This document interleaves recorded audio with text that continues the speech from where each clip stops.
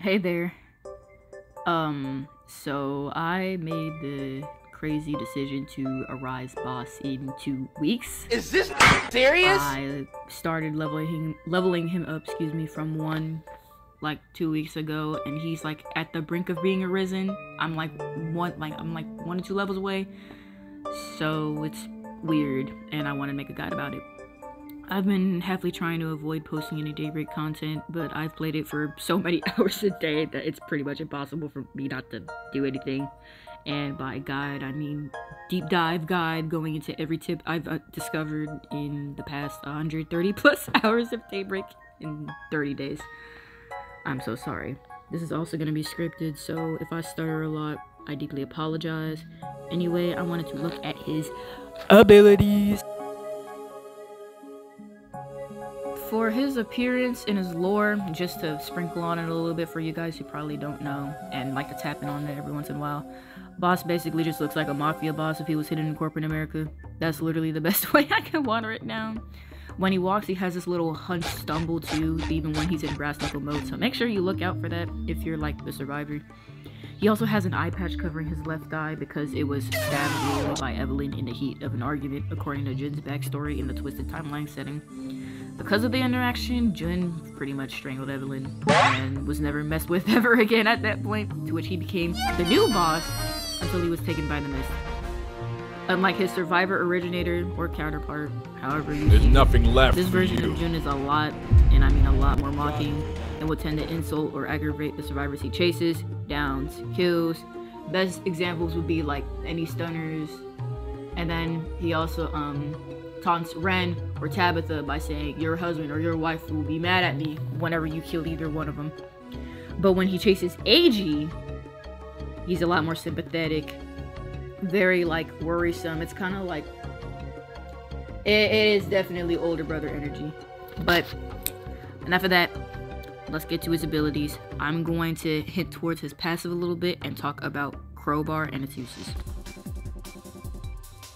When playing a match as a boss, you will start with a 0 on your detect icon and be equipped with a crowbar at the start of the game.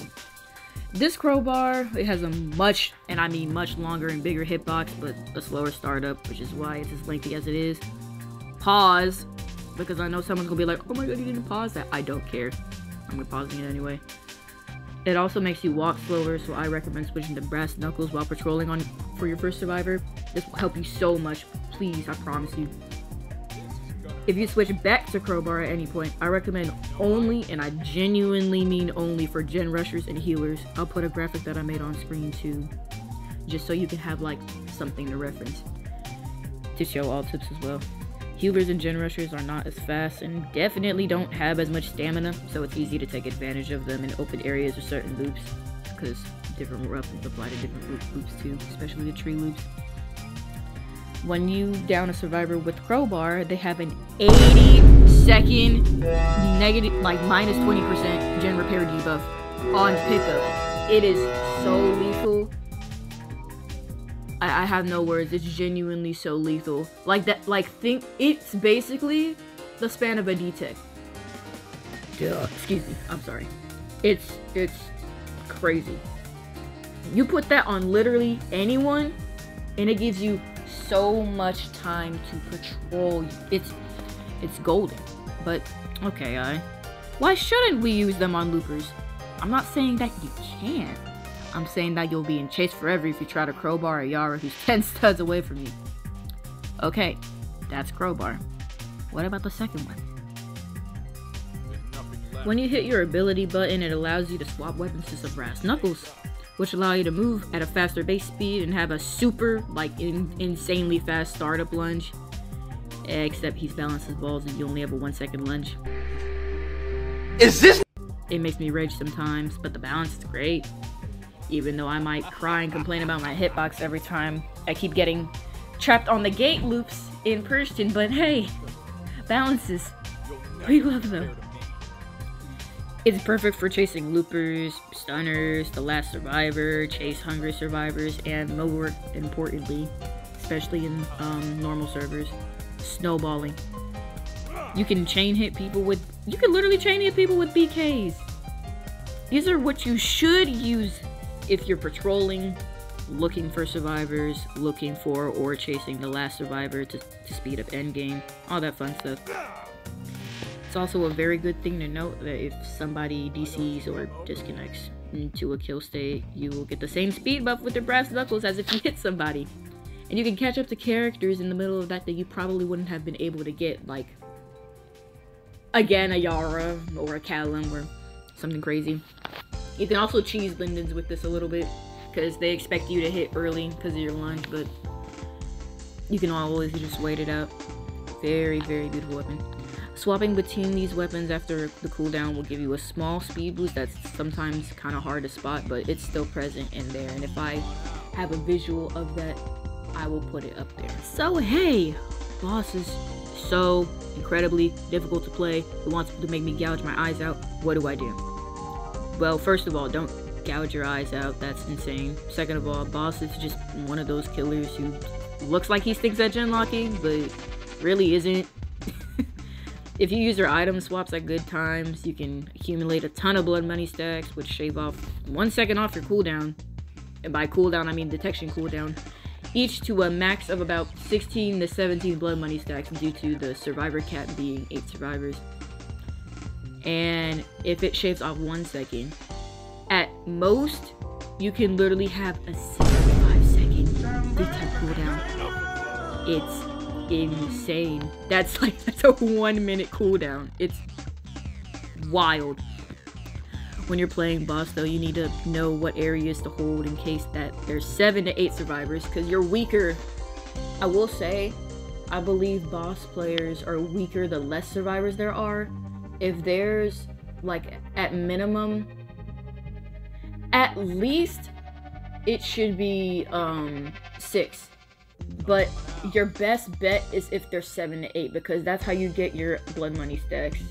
And that's how you can gen lock better, because if there's less than 8, your ability to gen lock is, like, awful. I'm sorry, excuse me. So, if there's 7 to 8, you can patrol better. And when you gen lock, it becomes 10 times easier late game. And the best way to do it, I don't know if you heard it already, but I feel like everybody has. Find the gen rushers first. Don't chase a Yara first game, please. Your top priority as a boss, or pretty much any M1 killer, literally, is finding and eliminating your gen rushers as soon as possible. That doesn't mean tunneling them, don't get it twisted. But when they're in a situation for your character where you can circumvent where they're going, down them, or give them a status effect, then you're in the gold. But in the case that there's a Crystal, because she is undetectable. Kiara, she's undetectable when there's 2 people. Nami, 65% undetectable chance. Iris, Becca, self-explanatory. Jack, self-explanatory. And Sarah, self-explanatory. The most. You need them gone ASAP, as soon as possible. But I will say, don't be afraid to break off a chase if they're looping you for too long. There's no shame in it. Aside from your gen rushers and undetectables, healers and detect characters like Jan and Kelvin and healers should come next. Anytime you can catch up to them is a perfect time to get them out the match. Last but not least is your loopers. Please don't attempt to get into a chase with a looper early game unless you know that you're in a position where you can get them down in a minute to 70 seconds. Any more than that is too much. Like when you tread 60 seconds, it's already too much. You should break off after that, but like I said, scripts are not really my greatest thing when it comes to video formats, so I have a fire round for y'all. Let's go. Fire round. Okay, so I'm not even gonna look at this anymore until I get to the actual list, but fire round is basically just an excuse for me to spew out a bunch of information that I know and I have gathered either from A, playing with my friends, or B, just playing the game normally. But this is mainly for chase, so if you need to pause, please do. I know I can talk kind of fast or stutter a lot, but let go! If someone is chase hungry, avoid them until near the end. If you manage to crowbar a looper, they will be no use to their team pretty much at all. Like, they are so slow. It saves you so much time. don't be afraid to break off chase if it goes on for too long. I confirm most of my wins that way. If you leave a looper for last, their endgame will be an absolute nightmare. But it will be your upbringing. Video game wise. Very good. Trying to mind game it where you plan to lunge. So like if you look like you're about to lunge but don't, that, or you double back without looking and lunge, it works with Crowbar. It does not work with brass knuckle. You will end up pausing your lunge to be like 0.5 of a second instead of 1 second. It sucks. It also throws a lot of lower levels off in normal servers, so it's really good. Some players are smart enough to know what weapon you're switching to through the voice line, because boss is pretty much fully voiced by Huxley, so keep that in mind. Yvonne, Sarah, Becca, and pretty much any 2-hit survivor are your hard counters, Yvonne especially. So be careful, because when you snowball with brass knuckles, Yvonne gets buffed to oblivion, and Becca and Sarah get their stacks. But when you remove the protection hit off of 2-hit survivors, it removes their shield, and you don't get a blood money stack, so until you completely down them or kill them, so. Fun for the whole family! On St. Anne's, Genlock Asylum. On Roanoke, Genlock Mansion, or Cafeteria with docks. Just anything that's close enough to each other, but it gives you space to swerve. On Clearwater, if you're an absolute monster, Genlock Beach and Cafeteria.